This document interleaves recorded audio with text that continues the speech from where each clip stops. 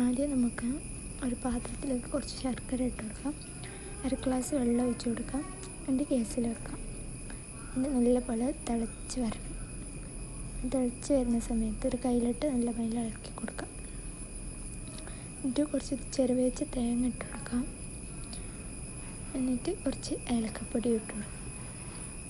എന്നിട്ട് അതിനെ നല്ലപോലെ മിക്സ് ചെയ്യാം.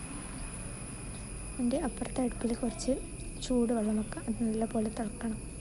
എന്നിട്ട് ആ തേങ്ങൻ്റെ ഇതിലേക്ക് കുറച്ച് നെയ്യ് ഒഴിച്ച് കൊടുക്കാം. ചൂടുവെള്ളം ഒരു പാത്രത്തിലേക്ക് ഒഴിച്ചിട്ട് അതിൽ കുറച്ച് ഉപ്പിട്ട് കൊടുക്കാം. ഉപ്പിട്ടിട്ട് നല്ലപോലെ മിക്സ് ചെയ്യാം. എന്നിട്ട് അരിപ്പൊടി ഇട്ട് കൊടുക്കാം. എന്നിട്ട് നല്ലപോലെ മിക്സ് ചെയ്യാം.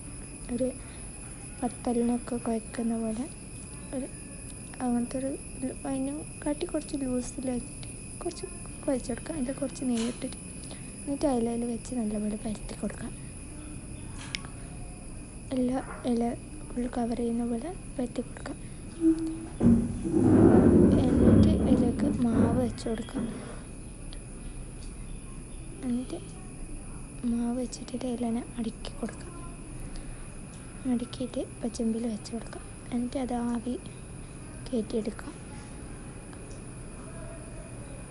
എന്നിട്ട് നല്ലപോലെ അടിച്ചു കൊടുക്കണം, ആവി പുറത്ത് വരാത്ത രീതിയിൽ. എന്നിട്ട് നമ്മൾ സെർവ് ചെയ്യാം.